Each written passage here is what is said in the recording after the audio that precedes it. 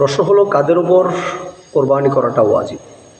উত্তর হলো যে সমস্ত ব্যক্তির কাছে নেশাব পরিমাণ সম্পদের মালিক যে ব্যক্তি হবে, সম্পদ থাকবে, ওই ব্যক্তির উপর কোরবানি করাটা ওয়াজিব। এখন প্রশ্ন হলো যে নেশাব পরিমাণ সম্পদ কতটুকুন সম্পদ তার হাতে যদি থাকে তাহলে সে নেশাব পরিমাণ সম্পদের মালিক হবে।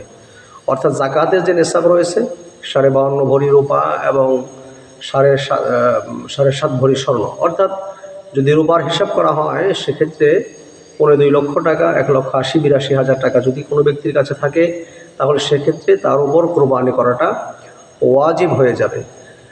এখন এই ক্ষেত্রে দেখা যায় যে অনেকেই কোরবানি করার জন্য একটু অনীহা প্রকাশ করেন, বা হাতে টাকা নেই কিন্তু তার জমি আছে 20-30 বিঘা জমি আছে বা 10-20 বিঘা জমি আছে, তার 10 বিঘা জমির খাবার বা তার উৎপাদিত ফসল দ্বারা তার সংসারটা চলে যায়, ল্যান্ড প্রপার্টি যাদের আছে বা জমি যাদের আছে। এখন বাকি 2 বিঘা বা 5 বিঘা জমির তার অতিরিক্ত সম্পদ থেকে যায়, তাহলে ওই 2 বিঘার সম্পদের কারণে তার উপর কোরবানি করাটা ওয়াজিব হয়ে যাবে। অনেক মা বোনেরা আছেন, মহিলারা আছেন, ওনাদের উপর কোরবানি ওয়াজিব, কিন্তু ওনারা মনে করে থাকেন যে কোরবানিটা মনে হয় বাড়ির যে গার্ডিয়ান যিনি রয়েছেন, বাড়ির কর্তা যিনি রয়েছেন তার উপরে সম্ভবত কোরবানি করাটা শুধু ওয়াজিব, আমাদের উপর কোরবানি করা ওয়াজিব নয়।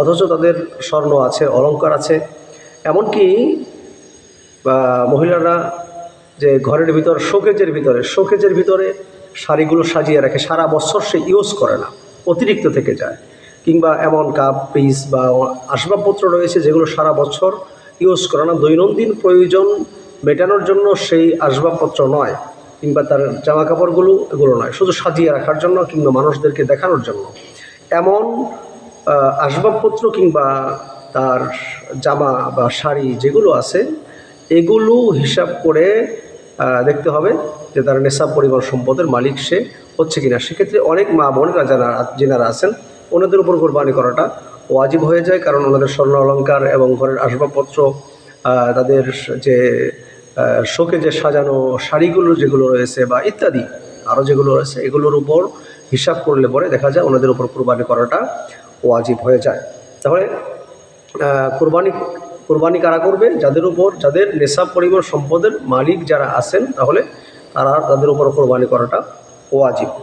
এখন এই নেশাব পরিমাণ সম্পদের টাইমটা কতটুকু সময় অতিক্রম করলে পরে সেটা কোরবানি করার হিসাবের আওতাভুক্ত হবে। এটার সময়টা হলো কোরবানির যে দিনগুলো রয়েছে সেই দিনগুলোর ভিতরে যদি তার কাছে টাকা চলে আসে কিংবা এগুলো হিসাব করে দেখা যায় যে তার এই পরিমাণ সম্পদ তার আছে, তাহলে তার উপর কোরবানি করাটা সেক্ষেত্রে ওয়াজিব হয়ে যাবে। এটাকে 1 বছর অতিক্রম করা বা হাউলান হাউল, যেটা 1 বছর অতিক্রম করা, এটা করা জরুরি না, এটা লাগবে না। এই কোরবানির দিনগুলোর ভিতরে তার কাছে সম্পদ আসলে পরেই তার উপর কোরবানি করাটা ওয়াজিব হয়ে যাবে। আচ্ছা, এরপরে হলো কোন কোন পশু দ্বারা কোরবানি করতে হবে। সেক্ষেত্রে আমরা গত ভিডিওতে বলেছি, গত প্রোগ্রামে বলেছি, কি বলে আপনার উট, গরু, মহিষ, ভেড়া এবং ছাগল, এগুলো দ্বারা কোরবানি এই সমস্ত পশু দ্বারা কোরবানি করতে হবে। এবং ভেড়ার যে সমস্ত প্রজাতি রয়েছে, দুম্বা, গারল এগুলো আছে, এগুলোর দ্বারা কোরবানি করা যাবে। কিন্তু বনের হরিণ কিংবা অন্যান্য যেগুলো জঙ্গলে যেগুলো থাকে এগুলো দ্বারা কোরবানি করা যাবে না, গৃহপালিত পশু হতে হবে। এবং যে পশুগুলোর কথা বললাম এই পশুগুলো দিয়েই কোরবানি করতে হবে। আচ্ছা, তাহলে এরপরের প্রশ্ন হলো যে পশুর বয়স কত হতে হবে। পশুর বয়স হলো আপনার উটের ক্ষেত্রে 5 বছর, গরু এবং মহিষের ক্ষেত্রে 2 বছর অবশ্যই হতে হবে, এবং ছাগল, ভেড়া, দুম্বার ক্ষেত্রে 1 বছর বয়স অতিক্রম করতে হবে। কিন্তু ভেড়া এবং তার যেগুলো প্রজাতি রয়েছে সেগুলোর ক্ষেত্রে যদি বয়সটা 6 মাস হয় এবং দেখতে খুব হৃষ্টপুষ্ট দেখা যায় সেক্ষেত্রে সেগুলো দিয়েও কোরবানি করা যাবে, কিন্তু এই মাসআলা ছাগলের জন্য প্রযোজ্য নয়। এরপরের প্রশ্ন হলো পশুর গোশত এর হুকুম কি। পশুর গোশতর হুকুম হলো যে এটাকে 3 ভাগ করা সুন্নাহ। 1 ভাগ হলো দরিদ্রদের, 1 ভাগ হলো আত্মীয় স্বজন, আর 1 ভাগ হলো নিজের পরিবারের জন্য।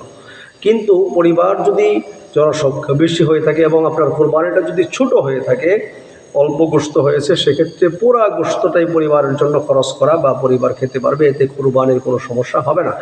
তবে দরিদ্রদের কল্যাণের জন্য, দরিদ্র মানুষের সুবিধার জন্য কুরবানির পশুটার যে গোশত 3 ভাগ করাটাই হলো সুন্নাহ। আত্মীয় স্বজনের 1 ভাগ, দরিদ্রদের 1 ভাগ, আর 1 ভাগ হলো আপনার নিজের পরিবারের জন্য।